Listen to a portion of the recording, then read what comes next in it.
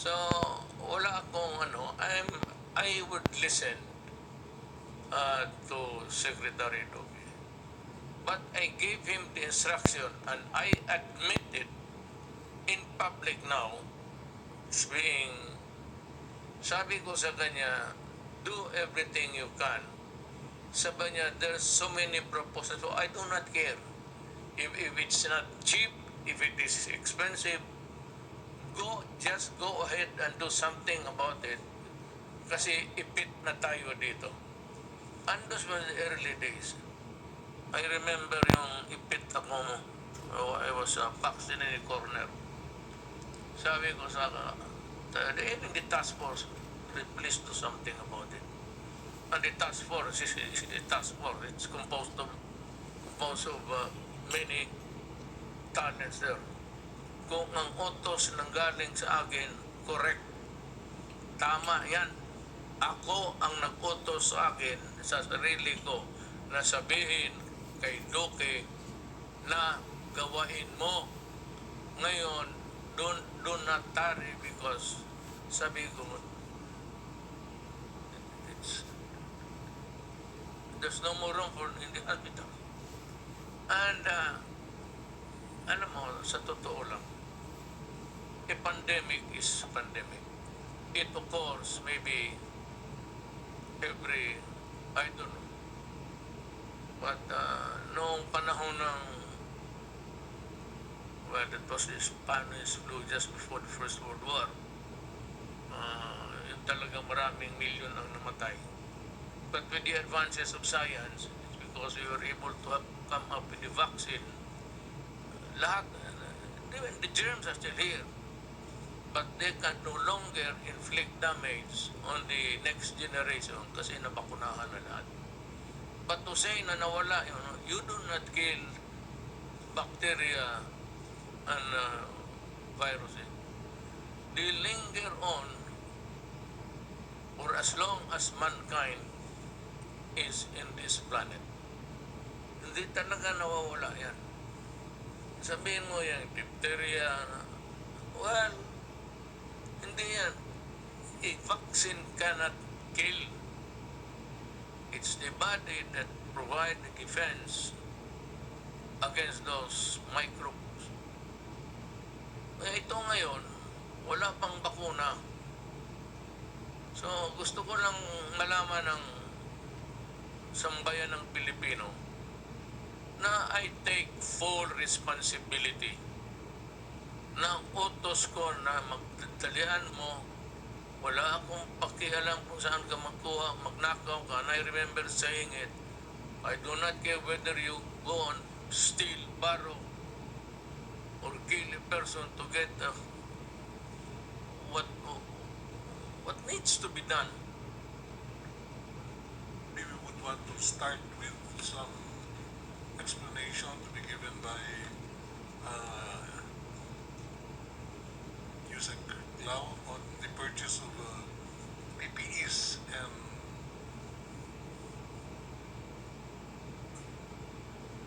some medical equipment. We have a mannequin there.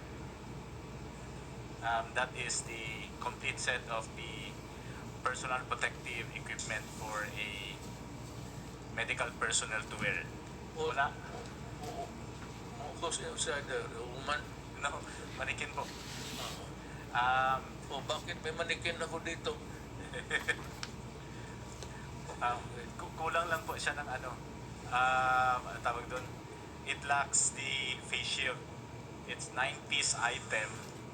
So we start with the most expensive part is the coverall. Yung parang may takip sa ulo. Okay. This is the coverall. It has a blue strip which is this is one of the marks of a very expensive coverall protection gear. This is what we call as Ebola level. Ang Ebola level, it can actually stop even air transmissible viruses. Ano siya? It's lightweight. and it's non-woven, may heat seal, even the sewn portion is covered to make sure na pag nagkaroon tayo ng spill, air or liquid, hindi papasok sa balat or sa clothing ng mga doctors. So when you go international, lahat sila itong sinusuot. There's only one country who's not wearing this, it's Korea. Korea has the same item but no heat seal. That's why even yung Korea companies that's trying to provide supply sa Philippines, we cannot accept their item because it's not heat sealed. Now the difference between heat sealed and not, it's almost 200 to 300 pesos. So mahal kasi we have a price from DTI. There's one company known as Conweb. They are producing PPEs locally that will start on June this year. So we will be buying it at 850 kasi local, but the materials will still be imported from China. But this one, pag imported to, at least 1,100. That's the statement of Senator Lacson, yung 1,097. This is one. Kasi this is actually 1,100. So when you say, they say PPE sa DOH, that's just the coverall. Now we have locally made items like this. Yung mga local kasi hindi siya medical grade dahil na ang gamit fabric.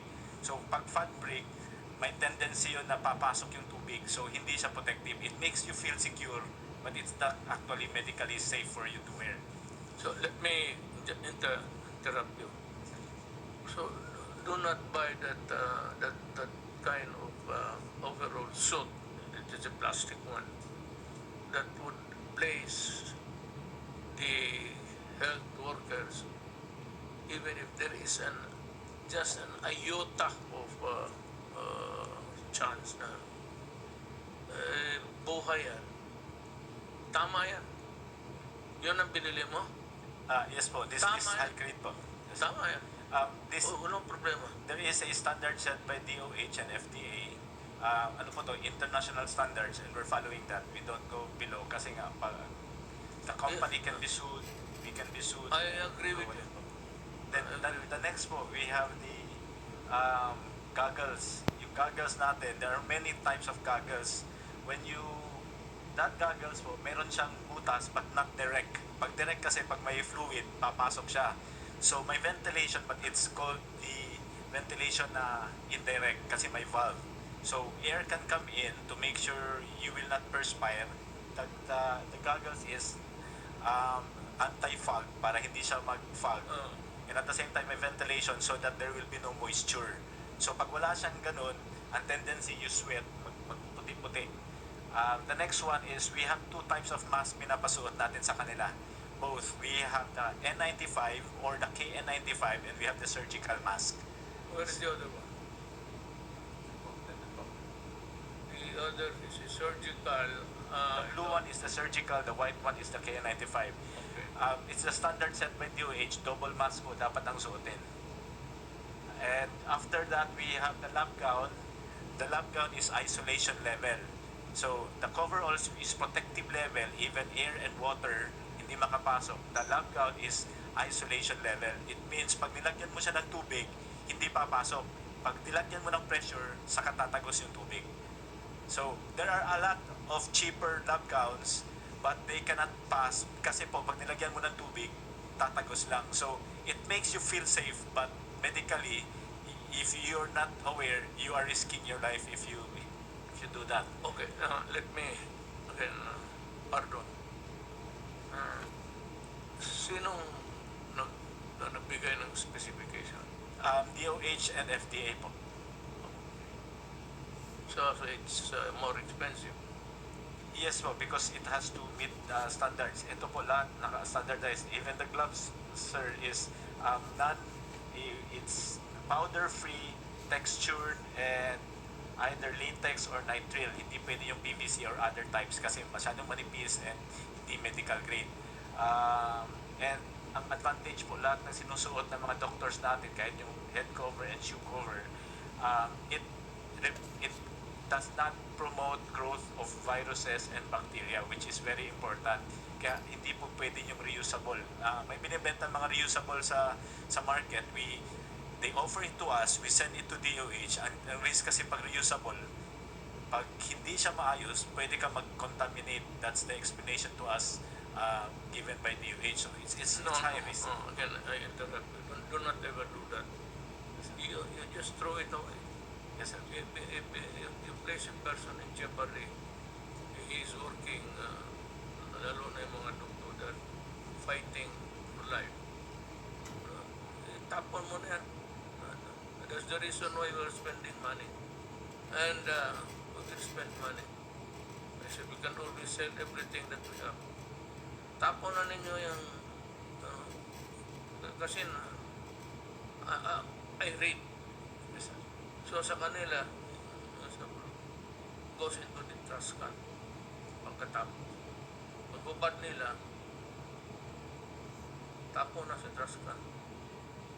I just would like to provide you feedback that the director of UPPGH, Dr. Gab De Gaspi, had expressed to me that they are very, very satisfied with the quality and level of protection that these PPEs provide their doctors. Kaya yung infection rate daw nila bumaba, Mr. President. So that is the same is true for all of our other hospitals who are now using these personal protective equipment. That's why I'd like to thank USEC Lloyd Lau for really ensuring that our healthcare workers, doctors and nurses are fully protected using the level 4 PPEs as we have specified. Pag panahon ito, medyo some say nag-flat na tayo. But ang problema, the number of cases is going high. Some 14319, 14,319.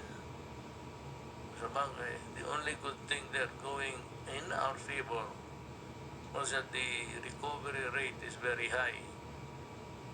3,323 ang death, 5 lang bago. Total of active cases 10,000 lang. Ano ba talaga itong, are we on the second, third, fourth or fifth wave? Or no wave at all? Mr. President, we're actually on the first major po of sustained community transmission. Yung pong nabanggit ko na second wave, my assumption, my statement was based on the article that was published by Dr. John Wong of the epidemics. Dr. John Wong sits as one of the expert advisors of the Interagency Task Force on Emerging Infectious Disease. And to him, as an epidemiologist, a top epidemiologist, he considers that the 3 first cases, although important, would represent a minor wave. Maliit na wave lang siya, sir. Tapos nagkaroon po tayo ng lag of about a month noong February, and then March, nagkaroon tayo ng mga isang reported cases. Alam mo, huwag ka masyadong ano dito, touch sa issues because always there will be pro and cons. Pakinggan na lang natin because this is a democracy. Kaya lang, but democracy, there is the favor of attacks, issues plus attacking the guy personally. So, alam ko ikaw, you are hard-pressed. And I know your situation. You just tell us if that is the one that's in your the gray matter between your ears. Eh, hindi sabihin mo, ayaw ninyo maniwala, bahala kayo, basta ito yung akin. So that maybe should adopt that kind of attitude. So be it. If I committed the wrong, as long as there is no malice there, okay, ito ng expensive hearing out now ni Attorney Lau.